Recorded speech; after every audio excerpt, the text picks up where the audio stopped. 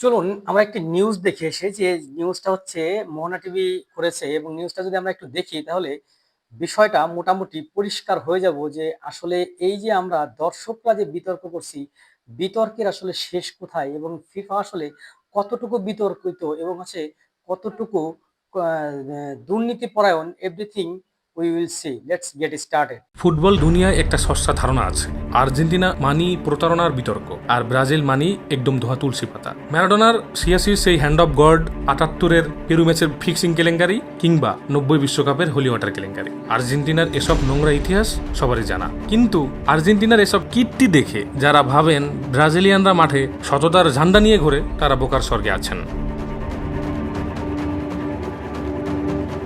Trophy জেতার জন্য Brazil বিশ্বমঞ্চে এমন কিছু নির্লজ্জ কাণ্ড ঘটিয়েছে যা ফুটবল ইতিহাসে কলঙ্ক হিসেবে বিবেচিত। বিশেষ করে ২০০২ বিশ্বকাপে ব্রাজিলের আসল রূপ জানলে আপনি বিষয়টা বুঝতে পারবেন। ২০০২ বিশ্বকাপে রিভালডোর সেই কুখ্যাত অস্কার জয়ী থিয়েটার তুরস্কের বিপক্ষে ম্যাচ, ব্রাজিল ২-১ এগিয়ে কর্নার নেওয়ার সময় তুরস্কের এক প্লেয়ার রিভালডোর দিকে বলটা পাঠান, যা গিয়ে লাগে তার পায়ে। কিন্তু হঠাৎ রিভালডো ২ হাত মুখ চেপে এমন নাটক শুরু করলেন যেন তার মুখে কেউ মেরেছে।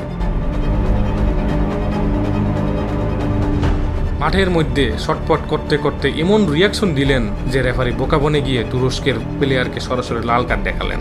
বিশ্বমঞ্চের সামনে একজন সুপারস্টারের এমন সস্তা আর নোংরা চিটিং ব্রাজিলের ইজ্জত ধুলোয় মিশিয়ে দিয়েছিল। পরে ভিডিও ক্লিপ দেখে ফিফা নিজেই লজ্জা পেয়ে রিভালডোকে মোটা অঙ্কে জরিমানা করতে বাধ্য হয়।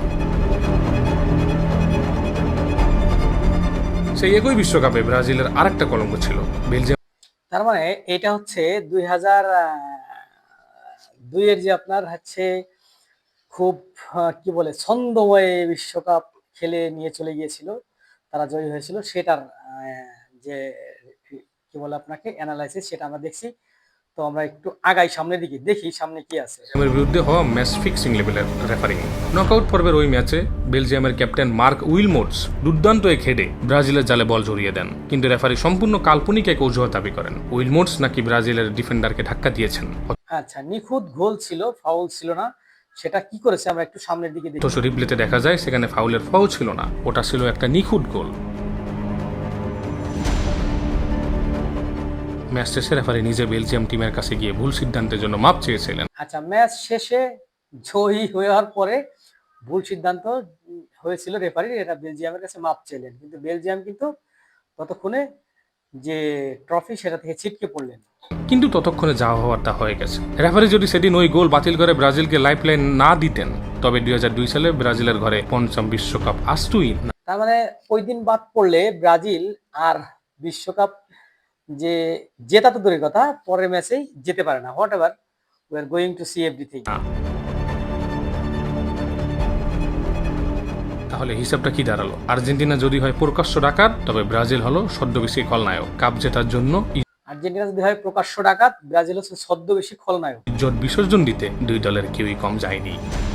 ব্যাপারটা হচ্ছে যে কাপ জেতার জন্য বা শিরোপা জেতার জন্য আসলে কেউই কম নাটক করেনি বা কম ইজ্জত বিসর্জন দেয়নি বা কম কিছু করেনি।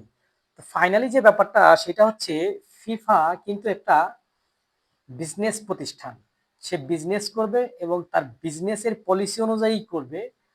তো ধরেন যদি এমন হতো যে একেবারে ৪৮ নম্বর দল আর ৪৬ নম্বর দল হচ্ছে ফাইনালে চলে গেল, আমি র্যাঙ্কিং এর কথা বলতেছি, আর বাকি সব সেরা দলগুলো হারিয়ে গেল, তাহলে খেলার যে জাঁক জমকপূর্ণতা বা খেলার যে জৌলুসতা সেটা থাকবে না এবং সে ফিফার যে অ্যাডভার্টাইজিং থেকে বিজনেস সেটা চলে যাবে। আপনারা আইসিসির ক্ষেত্রেও দেখেছেন যে বাংলাদেশ আর ইন্ডিয়ার খেলা হলে সিস্টেমে যে কোনোভাবে বাংলাদেশকে কি করা হয়, বাদ দেওয়া হয়, ইন্ডিয়াকেই জেতানো হয়েছে। আমরা ২০১৫ সালে দেখেছি যে নো বল দেয়নি, বলের ইনফরমেশন ডিলিট করে ফেলেছে, এভরিথিং উই স, সব কিছু আমরা দেখেছিলাম।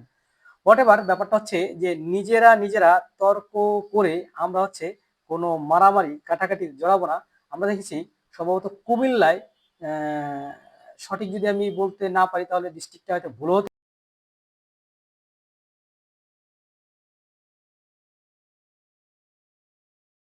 কি পরিমাণ মানে এটা কি বলে অ্যাগ্রেসিভ বা হচ্ছে আপনার ক্রেজি হলে মানুষ এমন হতে পারে যে আমি ব্রাজিল সাপোর্ট করি, আপনি আর্জেন্টিনা সাপোর্ট করেন, দল হেরে গেল, আমার কথাবার্তা শেষ হয়ে যাবে। কিন্তু